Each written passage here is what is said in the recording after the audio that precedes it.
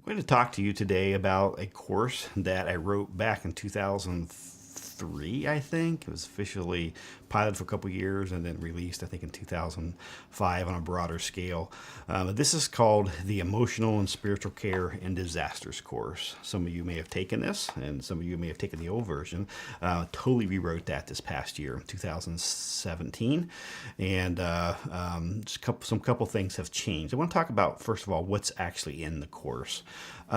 This course starts by talking about what is a disaster. It's interesting when I have this discussion in class. I give people some scenarios and have them ask them, is this a disaster or not? And it's interesting, about half the people the class is about split of who thinks it's a disaster and who thinks it's not. But it's a very interesting discussion to start with, because it greatly influences our perception of what we do and how we respond to people and how we perceive they are impacted by these disasters. The second thing that we talk about is building emotional and spiritual care teams. Who should be on them? What does it look like? What does the training look like?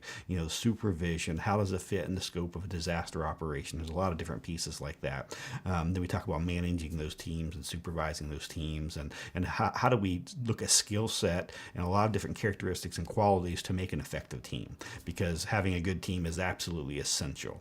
It's not only just their skills, but the management of the team, and then how we strategically locate them. We'll talk about that in a minute. So it's really about competency. And what are those competencies that you as an organization or a community want to see in as people who are going out to deal with very vulnerable people in times of crisis? The next thing we talk about is the disaster's impact. That's a very, very important part. You don't want to go into a community with assumptions. You want to go with assessment. And so this next piece is looking at the short-term, the long-term impacts of disaster and how it affects them, not only negatively, and that's what people have, I think, too much focused on in the past, but there are some extremely positive impacts that come out of communities and people and individuals and families who are going through a disaster as well. So we look at the spiritual, the psychological, the physical, the emotional, all those types of impacts for people. We also talk about disaster resiliency. And this is not only about just surviving a disaster, but what I find is we work with people and we help them in certain ways. We can also help them not to just recover from it and to kind of rebound, like we talk about as far as being resilient or bouncing back. But we've actually found people actually sometimes have immense growth. And there's some very key factors and some things that really influence whether somebody just kind of survives, turns back to a normal, or comes back to a whole different lifestyle that's totally different. They may have some profound, kind of spiritual awakenings that happen to them, or they can go the opposite direction. And we have people who actually get so overwhelmed by it that they actually do end up completing suicide and ending their life, or they get off on drugs or alcohol. So how we as communities work with that and help people and to recognize those signs and symptoms and help to enhance resiliency is really important. The other thing we talk about is a strategic, what is emotional and spiritual care? So looking at it, what does it look like? And this is a huge difference that I find. A lot of times people confuse being a pastor and being a crisis responder on the front lines. And so you come in to a situation with your own faith, your own cultural awareness, your own beliefs and biases, and you come into a whole different setting. And what may be helpful to you in that setting may not be helpful to somebody else. And so we talk about what does emotional and spiritual care look like in a pluralistic environment where there's a lot of diversity and we're in what we call a shared setting. We also will talk about this from the terms of what the National VOAD, or National Voluntary Organizations Active in Disaster. This is a group of several hundred different groups who come together. We form these committees, they write documents, and there's some documents that came out of that committee, and I'm currently the chair of that committee, and it's my second time of being chair of that committee. That's been very helpful. Some amazing people who serve in the work groups and the writing group who come up with some points of consensus for spiritual care, and then we came up with points of consensus for emotional care, and then we have like a 58-page guidelines that are for how do we implement this and what are the guidelines for spiritual care, and fleshes those points of consensus out. And then we are working now to complete, and should be done within probably a month or two, the emotional care guidelines. And so those are very critical documents that are a collaborative effort from people from many different faiths and church groups and organizations and governments and subject matter experts who came together to work on that. And so it's been a great document. So this course really culminates on day 2 with a strategic exercise. And how do we develop an emotional spiritual care plan for a community who's had a major disaster? Day 1 starts with a scenario, and it's a hurricane type of large scale hurricane, maybe like a Hurricane Katrina that's happened. And a teams had been, your team who you will work with for the 2 day are called in to work in this disaster. And there may be 6 or 7 of you in that group, but you will work together to define, what are you worried most about, to triage, to assess what you skills and qualifications of your team, and then you figure out what else you'll need and where you'll put these people and what that emotional spiritual care will look like. And then you actually on day 2 end up presenting that to the class. And so it's a very interactive class. And then the last thing that we end that class with is talking about team care and self-care. It's absolutely critical.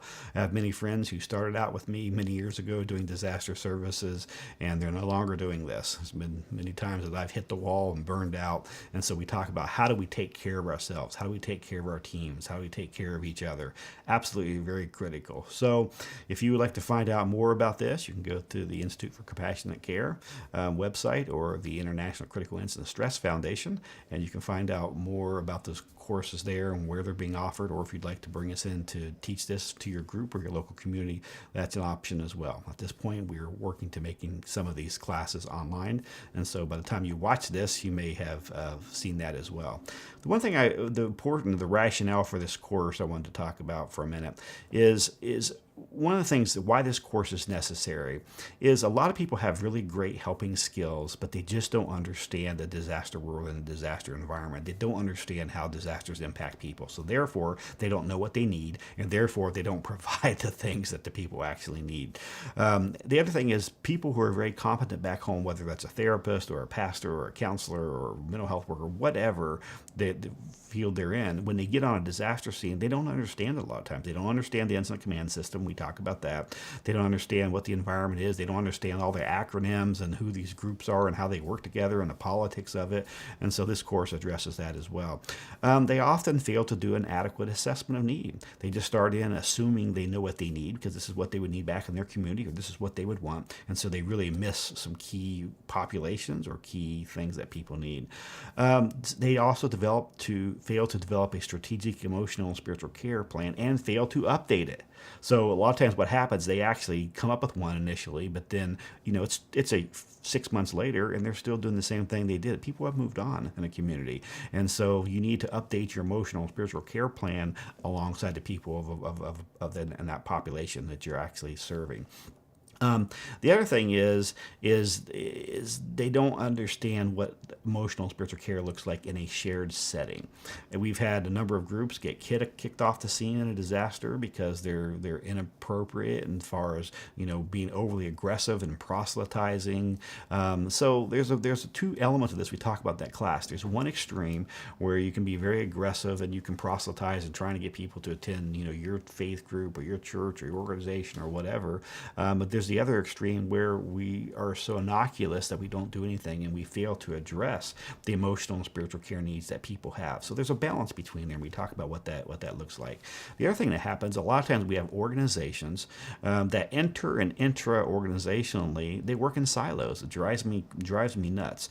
And so the larger organization that gets, the more it's likely to happen. You may have your social services department, you may have your children's department, you may have your youth department, you may have your older adults, but a lot of times these silos exist in communities and organizations, and so they don't share resources. They don't think about who else is there and what they do. And so this is one course that's been great because we've taught this in so many different venues and across organizations, is that a lot of people are using it, and so they speak a common language, and that's really great. I love to see the collaborative effort. There should not be a competition to care in the field of disasters. We should look to the person who we're trying to help and see what it is that person needs. It's about them. It's not about us, and we need to remember that.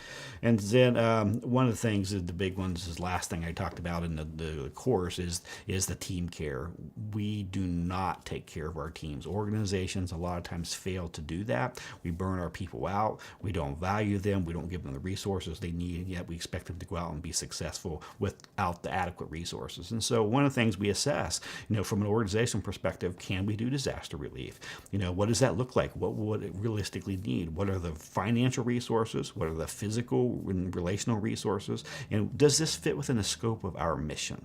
And so that's what this course is about. It's a 14-hour course. It's a 2-day course.